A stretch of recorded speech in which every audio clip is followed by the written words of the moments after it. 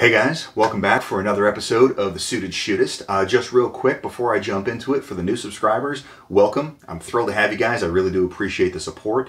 If you haven't subscribed already, go ahead and do that now. If you like the video, once it's done, give it a thumbs up. I really do appreciate that, and it makes sure that more people get to see the content. So jumping right into it, as the title would suggest, I'm going to be talking about some cold weather concealed carry considerations.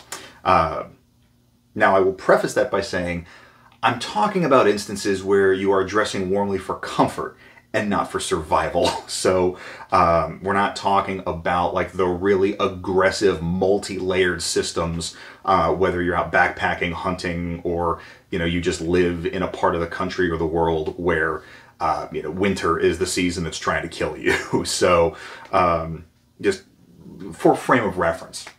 And there's kind of three different categories that I'm going to touch on. The first is what I'm starting with here. Now, when we're talking about a top layer that you are going to keep on, so this is not like a jacket that would be coming on and off, but if this is a top layer, so like if I was going to somebody's, like this is what I wore to Thanksgiving, basically, and even in the house, I had this on, so it's not like it was just a temporary thing.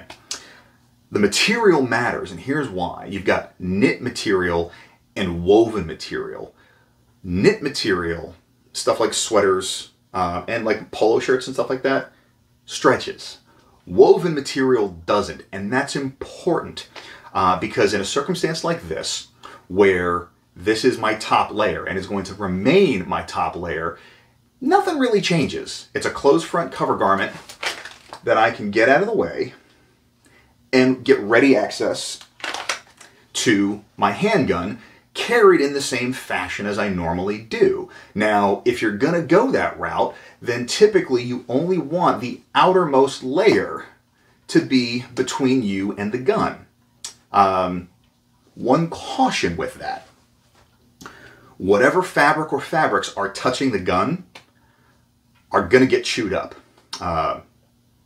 Guns are angular, metal, depending if you've got grip texture on it, things like that, it's not super forgiving. I'd mentioned this in one of my other videos about how just walking around TAPCon for one day with that factory Gen 5 Glock texture kind of chewed my shirt up a little bit. So something to bear in mind is that whatever layer is touching the gun is gonna get a little chewed up. So this is the instance where the cover garment is going to stay on the whole time. You want to make sure that it is sufficiently stretchy that you can just clear it without any real issue. This is the simplest one because it doesn't really change anything. You just have to be attentive to what the material is. So let's go ahead and jump to the next one. If we're starting to look at a top layer that is not necessarily going to stay on. So this is probably my favorite jacket at the moment. As you can see, it's a vintage influenced A2 style, bomber jacket. I really like the shearling collar. It comes on and off, but that's one of those things that kind of makes a little bit of a statement. I like this jacket specifically, and weirdly enough, this was the jacket that I took to the Green Ops covert carry class, because as you can see, there is actually an elastic waistband here. So it still has some stretch to it. But the consideration is that I don't want there to just be one layer between me and the gun necessarily, because if I go to take this off, well, now my firearm's on display. So what I've got is I've actually got my shirt hanging below the jacket, so that way I'm able to just clear them both by grabbing the hem of the shirt and just do my draw stroke from there. So it's, again, basically the same. And for those of you that are telling me I'm not looking the gun in the holster, I'm watching myself on the monitor here. Anyways, the advantage of that is I can go somewhere, I can take the jacket off, and, nobody's any the wiser. So that's kind of the advantage to having something again, with a knit or an elastic waist, this really only applies to bomber-style jackets where they stop at the hips. It's got to have some kind of stretch or elastic. So like racer-style jackets, which are all leather, it's not going to do that for you. And that is where the next option starts coming into play. So lastly, this one is kind of my more formal top coat. It's about a 3/4 length, so it stops at my knees, and it's buttoned, so there really is no good way to get at a gun on my waistband. So circumstances like this are where pocket carry of a small revolver can really come in handy, because this way I'm able to simply walk around with my hand staged on the firearm.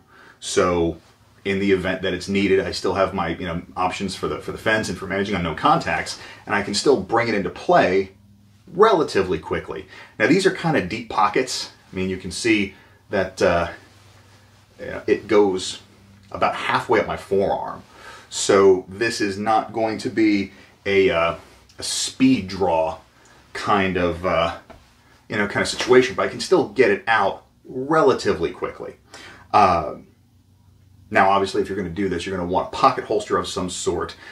This is for demonstration purposes only, because for me personally, this is too large to carry in most pockets that I regularly do, so I don't presently have a pocket holster for this. But for the purposes of the demonstration, I am doing this with a completely empty firearm and still observing all the other firearm safety rules, just to show you how that works.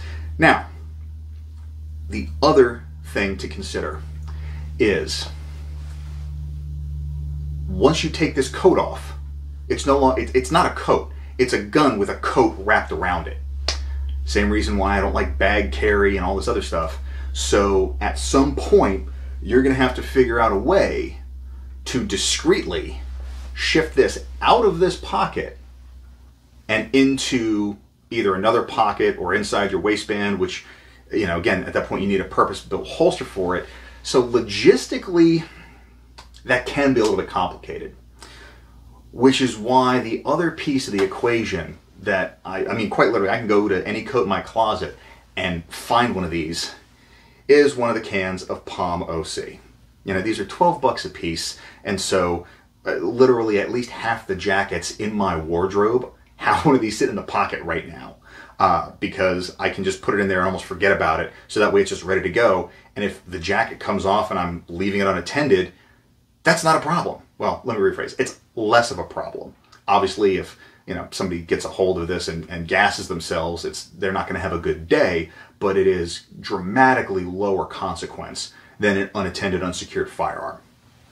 The other thing that you can do, again, it doesn't work with the longer jackets and coats, but if you're working, again, with something like a racer jacket, anything that stops at the hips, there's nothing that says that you can't still go with something in a hip pocket as well. Now, a small gun in a hip pocket is going to be problematic if you're trying to run it with gloves. Again, that's not really a consideration that I have to contend with, and for the most part, I just use the pockets of whatever the garment is that I'm wearing to keep my hands warm. But it is a consideration, and presumably that would be an issue possibly with the J-frame as well. So just a couple things to consider.